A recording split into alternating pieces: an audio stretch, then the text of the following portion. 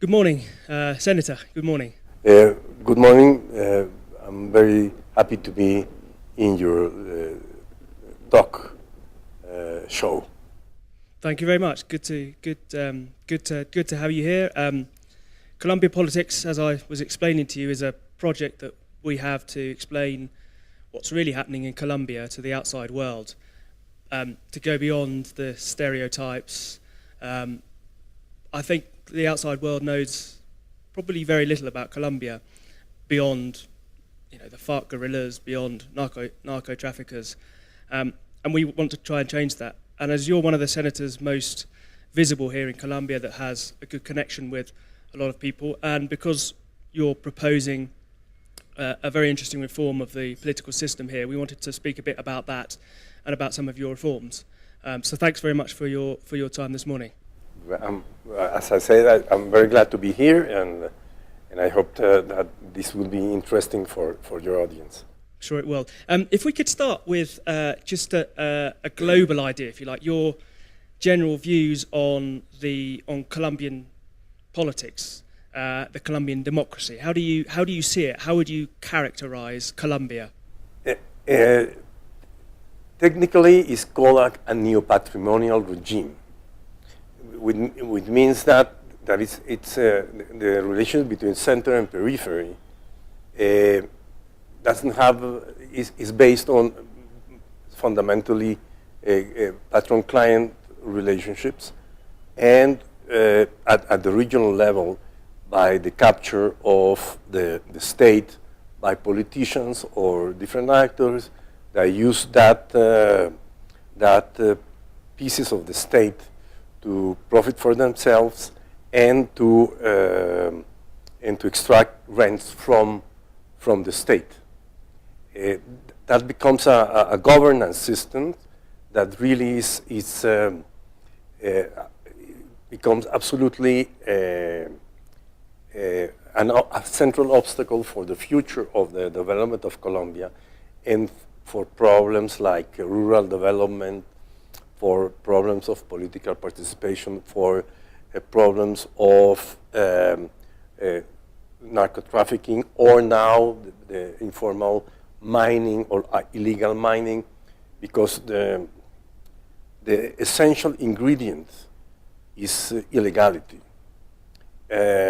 So once you have that identified, and the political system is intrinsically designed to be based in clientelism and corruption, and that tension is all of the time represented in that in the best of cases, the central state tries to implement something. I think Santos is trying to do that very strongly with things like the victims and land return law and all of these reforms. But when they try to implement it and require the regional state and government to do this, that gets captured and becomes something, an obstacle. We had a recent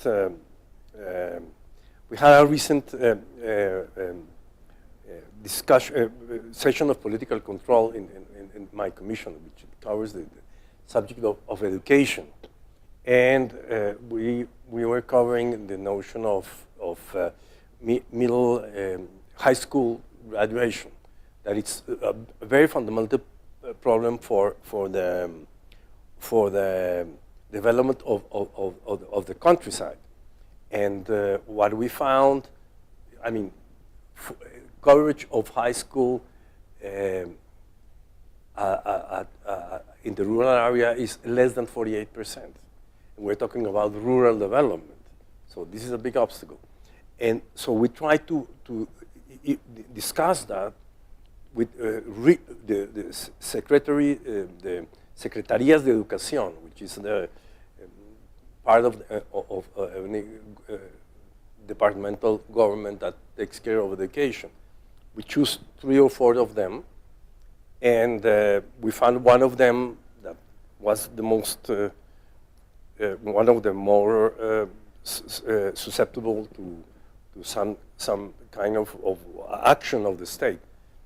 But we discovered that in the process of implementation, that Secretary of Education had been captured by one very eminent politician, very eminent senator, and he just used that as his own personal clientele to get his votes. So he named teachers that didn't know how to write and read.